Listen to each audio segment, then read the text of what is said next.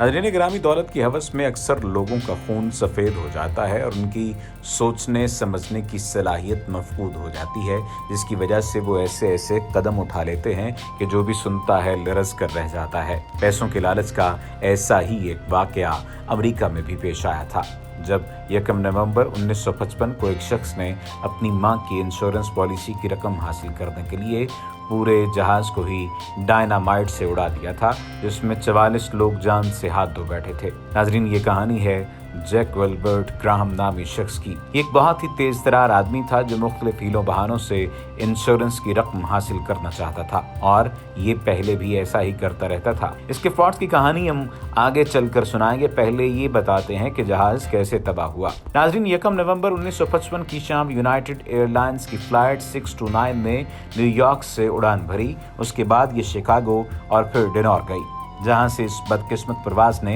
पहले पोर्टलैंड और फिर सियाटल जाना था।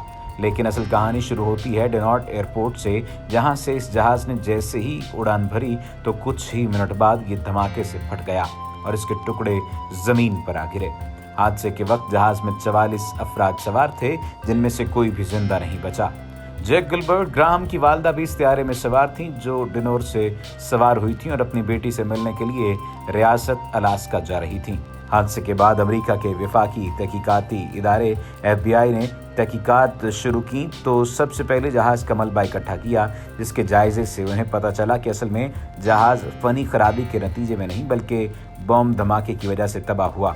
तहकीकात आगे बढ़ी तो FBI हुकाम ने यह भी पता लगा लिया कि धमाका खेज मवाद किस मुसाफिर के सामान में मौजूद था। ये ग्राहम की वालदा का सामान था।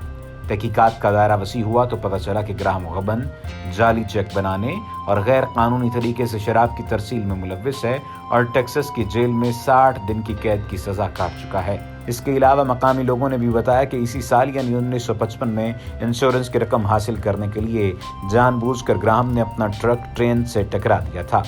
तमाम तर तहकीकात और कई लोगों के इंटरव्यूज करने के बाद ये वाज़ेह हो चुका था कि ग्राहम ही असल मुजरिम है, जिसने बाद में अपने एतराफ़ी बयान में कबूल कर लिया कि जहाज़ को उसी ने उड़ाया है। इसने ये जहाज़ भी इंश्योरेंस की रकम हासिल करने के लिए उड़ाया था। ग्राहम जब अपनी वालदा को डिनोर एयरपोर्ट छोड़ने आया तो उसने पहले ही उसके सामान में डायनामाइट नस्ब कर दिया था। एयरपोर्ट पर आने के बाद ग्राहम ने एक वेंडिंग मशीन से इंश्योरेंस के टिकट हासिल किए। अमेरिका में सन 1980 तक ये सहूलत मौजूद थी कि कोई भी शख्स एयरपोर्ट से इंश्योरेंस खरीद सकता था। ग्राहम ने तकरीबन $37,000 की इंश्योरेंस खरीदी थी, जो उसकी वालदा की मौत की सूरत में उसे मिलना थी। मौजूदा दौर में ये तकरीबन $4.25 लाख बनती है। थोड़ी सी रकम के लालच में ग्राहम ने इतनी बेरहमी दिखाई कि न सिर्फ अपनी वालदा को कत्ल कर दिया बल्कि उसके साथ 43 और लोगों की भी जान ले ली। अदालत ने इसे मौत की सज़ा सुनाई, जिस पर जल्द ही अमल दरामद करते हुए इसे 11 जनवरी 1957 को गैस चैम्बर के जरिए सजाए मौत दे दी गई।